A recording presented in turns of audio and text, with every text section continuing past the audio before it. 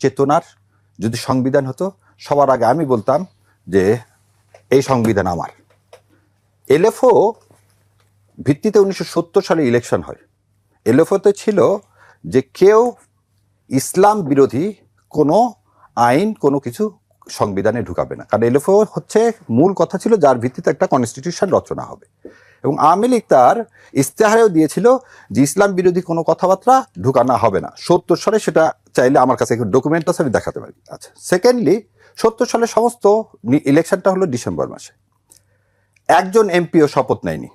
ওখানে বলা ছিল 120 দিনের মধ্যে যদি কনস্টিটিউশন রচনা না হয়, 90 দিনের মধ্যে যদি শপথ না হয়, তাদের এমপিত্ব চলে যাবে এবং ওই যে পার্লামেন্ট সেটা ডিজলভ হয়ে যাবে। বাংলাদেশে 25 মার্চ মানে বর্বরচিত আক্রমণ করলেন। সে আক্রমণের পরিপ্রেক্ষিতে আমরা মুক্তিযুদ্ধে ঝাঁপিয়ে পড়লাম। দুঃখের বিষয়, খুব খেয়াল করে দেখবেন, দুঃখের বিষয় 16 ডিসেম্বর আপনি সাইন করলেন আত্মসমর্পণ দলিলে। কার কাছে সাইন করলেন? নিয়াজি অরোরার কাছে। আমার এমএজি ওসমানী সাহেব কোথায়? তাজউদ্দিন আহমেদ কোথায়? নজরুল ইসলাম কোথায়? মনসুর আলী কোথায়? কামরুজ্জামান কোথায়? একটা লোককে পাওয়া যেত না সাইন করার জন্যে? এবার তুষার ভাইয়ের কথা বলি। তুষার ভাই বলছে সিমলা চুক্তির কথা এক অনুষ্ঠানে। সিমলা চুক্তি সাইন করছে কে? ভারত আর পাকিস্তান। আমার স্বাধীনতা কোথায়? সিমলা চুক্তি বা দিয়েছিও। শেষ করে দিই, আপনার আমাকে একটু শেষ করতে দিতে হবে। আমি জায়গা মতো যেতে চাই। আমি আপনাকে আপনার জায়গা মতো দিলে আগে শোনেন, ইতিহাসটা শোনেন আগে, তারপর আপনি বলেন। আমাকে 1 মিনিটে শেষ করে দিন। অনির্ধারিত সময় দিতে পারবো না। না না, আপনাকে নির্ধারিত শুনতে হবে। আপনাকে তিন দলীয় শুনে তিন দেশের মধ্যে একটা চুক্তি হয়, যে চুক্তির ফলে সেটা সংবিধান রচনা করার জন্য একটা আদেশ লাগবে। 10 তারিখে শেখ মুজিবুর রহমান বাংলাদেশ আসলেন। 11 তারিখে উনি রাষ্ট্রপতি হিসাবে প্রভিশনাল কনস্টিটিউশন অর্ডার দিলেন। উনি শপথ নিলেন না। শপথ ছাড়া উনি প্রভিশনাল কনস্টিটিউশন অর্ডার দিলেন কিভাবে? যে প্রভিশনাল কনস্টিটিউশন অর্ডারের উপর ভিত্তি করে বলতেছেন গণপরিষদ তৈরি হয়েছে, সে গণপরিষদ হলো না। সেকেন্ডলি, এই কনস্টিটিউশন জুন মাসে ডক্টর কামাল হোসেন নিয়ে গেল ড্রাফট ইন্ডিয়াতে। আচ্ছা, ইন্ডিয়াতে ড্রাফট নিয়ে গেল 1972 সালের জুন মাসে। অন দ্য ওয়ে, সে কি বললো? On the way to England তিনি এই ড্রাফট দিলেন ইন্ডিয়াতে। কার কাছে দিলেন? আগে শুনে নেন, ইন্ডিয়াতে দিলেন। এই ডক্টর কামালকে বললেন না উনি নিয়ে আসেন, ডক্টর কামালকে নিয়ে আসে সেটা বলেন। দিল্লিতে দিলেন এবং আরেকটা কার কাছে দিলেন?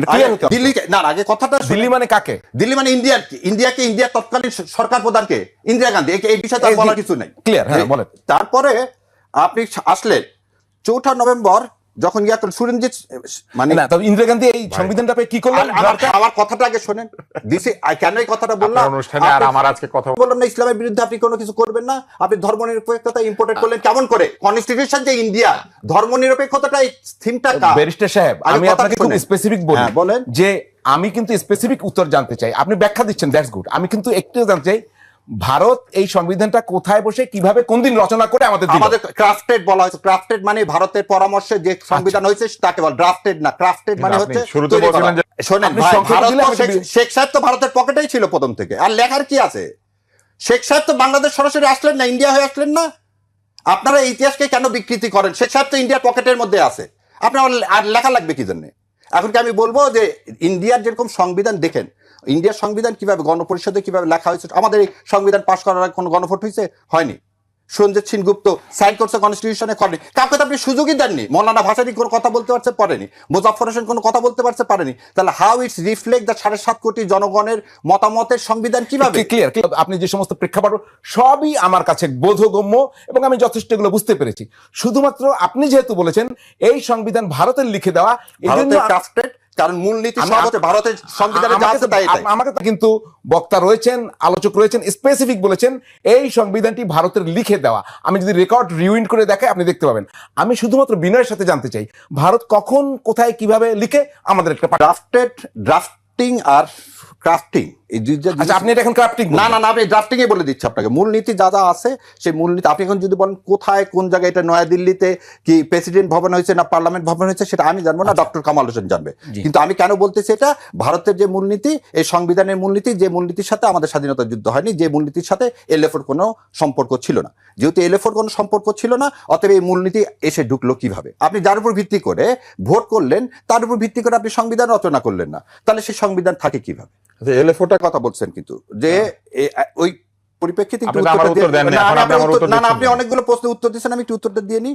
দ্বিতীয় কথা, আপনি আমি প্রশ্ন করি নাই, আমি 1970 সালে এলএফও ভিত্তিতে সমস্ত দলের এগ্রিমেন্টের ভিত্তিতে ইয়াহিয়া সাহেব জারি করেছিল এবং যার ভিত্তিতে নির্বাচন থ্যাংক হয়েছিল। ইউ, আমি উত্তর এই নির্বাচনটা হয়েছিল। এখন জি। আমি একটু শেষেরটুকু না একটু বলে দিই, জি। উনি যেটা বলছিলেন আলীর কেন জামাত ইসলামের তাহের সাহেব প্রধান উপদেষ্টার সাথে করতে চাননি, রাষ্ট্রপতির সাথে করতে চাননি, আলী রিয়াজের সাথে করতে চাননি। উনি জানেন না, উনি বিএনপি কে বলেছেন ওদের